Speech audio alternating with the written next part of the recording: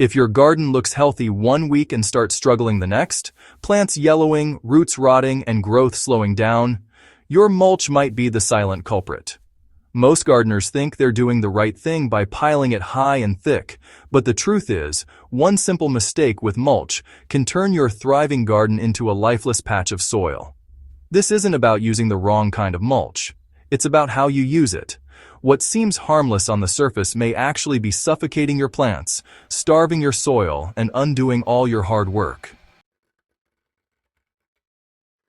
Let's uncover the truth about mulch, the part most people get terribly wrong, and how you can use it the right way to protect your plants, boost soil health, and transform your garden into a thriving ecosystem. Here's the harsh truth. Too much mulch kills gardens. Gardeners often believe that the more mulch they add, the better it will trap moisture and suppress weeds. But this logic quickly turns into a deadly trap. When mulch is applied too thickly, anything beyond 3 inches, it blocks air from reaching the soil. Roots, like all living things, need oxygen to breathe. When they're suffocated under a dense layer of mulch, they slowly begin to rot. A suffocated root system can't absorb nutrients or water properly, leading to yellow leaves, stunted growth, and eventually plant death. The problem doesn't appear overnight. It creeps in quietly. One day your garden looks lush, and the next, it's struggling to survive. The culprit? A blanket of mulch that's acting more like a lid than a shield. If you've ever seen mulch piled up around a tree trunk like a volcano, you've witnessed one of the biggest garden sins. This mulch volcano traps moisture against the bark, creating a perfect breeding ground for rot and disease. Tree trunks are meant to stay dry. They breathe through the bark. When buried under wet mulch, the bark softens, fungi invade, and soon the trunk begins to decay from the outside in. This also encourages roots to grow upward into the mulch instead of downward into the soil. Those surface roots become dependent on mulch moisture rather than natural rainfall, making trees and shrubs weak and unstable. The fix is simple. Pull mulch away from the base of your trees and plants, leaving at least 4 inches of space around the trunk or stem. This prevents rot, allows the bark to breathe, and gives the roots the oxygen they need. Not all mulch is created equal. Fresh wood chips, sawdust, or bark from recently cut trees might look appealing, but they can rob your soil of nitrogen as they decompose. Nitrogen is a vital nutrient plants need for leafy growth and overall health. When you use undecomposed mulch, soil microbes work overtime to break it down, consuming nitrogen in the process and leaving little for your plants. The result? Well, you end up with pale, weak leaves and slow growth that make your garden look tired and undernourished. If you love using wood-based mulch, it's best to let it age for at least 6 months before applying it. Alternatively, you can mix in a small amount of nitrogen fertilizer to balance decomposition. A simple ratio that works wonders is 2 tablespoons of urea fertilizer, that's 4600, dissolved in 5 liters of water. Apply this mixture evenly over every 10 square feet of mulched soil once every 6 weeks during the growing season. It restores nitrogen balance without burning roots. Mulch is meant to retain moisture, but not to the point of waterlogging the soil. Overly wet mulch creates a dark, damp environment that's just ideal for fungal growth. Ever noticed a sour, moldy smell when you dig into old mulch? That's your warning sign. Anaerobic bacteria have taken over, and your soil is suffocating. Fungi like armillaria, that's root rot fungus, and phytophthora thrive under such conditions, especially when mulch is constantly wet or compacted. They attack plant roots, cutting off water and nutrient flow. To prevent this, always let the soil breathe.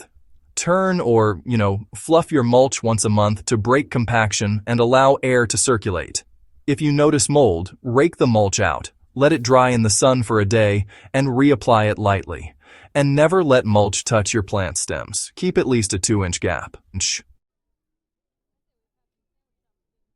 Many store-bought mulches, especially those dyed ones, actually contain chemicals that can really harm your soil biology. Red and black dyed mulches, which are often made from shredded construction wood or old pallets, might have traces of formaldehyde, arsenic, or even heavy metals in them. Over time, these toxins leach into the soil, poisoning the beneficial microbes and worms that keep your garden alive. Healthy soil truly depends on microbial life, and once that delicate balance is disrupted, the entire ecosystem just collapses. Plants stop thriving, beneficial insects disappear, and, well, disease becomes rampant. So what's the safest choice? Go organic. Use composted leaves, straw, aged wood chips, grass clippings, or shredded bark. These materials actually feed your soil as they decompose naturally, building long-term fertility instead of draining it. Mulch really works best when it's applied correctly. The golden rule is 2 to 3 inches thick, just enough to suppress weeds and conserve moisture without smothering the soil. For finer materials like compost or leaf mold, you'll want to stay closer to 2 inches. For coarser mulches like bark or straw, you can go up to 3 inches.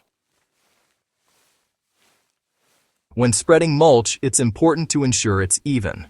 Thin spots can dry out quickly, while thick patches might create moisture pockets that attract pests and fungus. Always apply mulch after you've watered the soil deeply, not before. Moist soil beneath the mulch helps plants access water more effectively and keeps the layer from compacting. If your garden has been suffering from mulch overload, don't worry. It's not too late to fix it. Start by removing the excess mulch, especially near the bases of your plants. Leave only a light, breathable layer. Then, gently loosen the top inch of soil to allow air and oxygen back in. To restore soil life, you should use a natural microbial booster. Mix 1 liter of compost tea with 5 liters of water and pour the solution evenly over 10 square feet of affected soil once every 2 weeks. Compost tea is rich in beneficial microorganisms that repair the soil ecosystem and accelerate recovery. If your soil feels sticky or smells sour, add a light dusting of agricultural lime, about 1 tablespoon per square foot, to neutralize acidity caused by rotting mulch. Water thoroughly afterward to help the nutrients penetrate. Despite its potential dangers, mulch remains one of the most powerful tools in gardening when used wisely. It regulates temperature, prevents erosion, retains moisture, and encourages beneficial soil organisms. The key is balance. Think of mulch as a protective blanket, not a burial layer. Properly used, mulch transforms your garden into a living, breathing ecosystem where roots thrive, moisture is managed naturally, and soil fertility deepens year after year. It's not about using more, it's about using it right. Clear the area first. Remove weeds and loosen the soil lightly.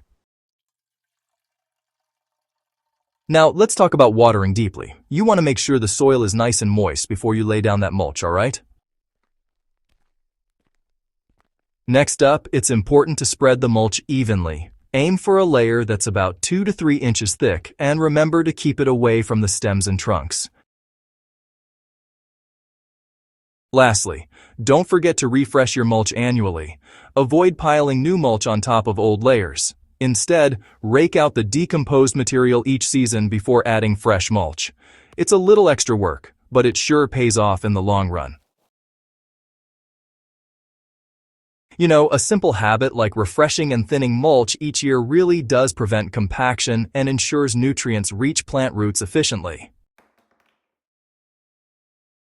Your garden's success, honestly, depends on what's happening below the surface.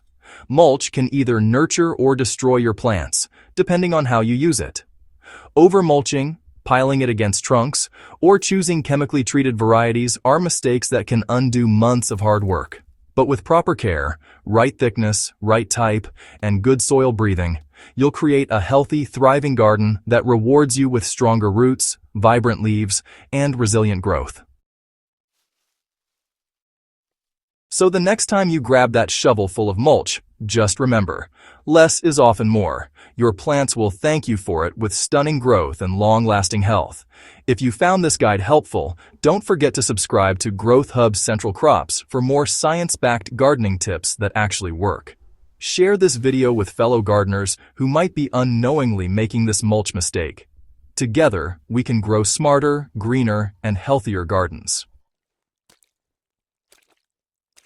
Growth Hub Central Crops.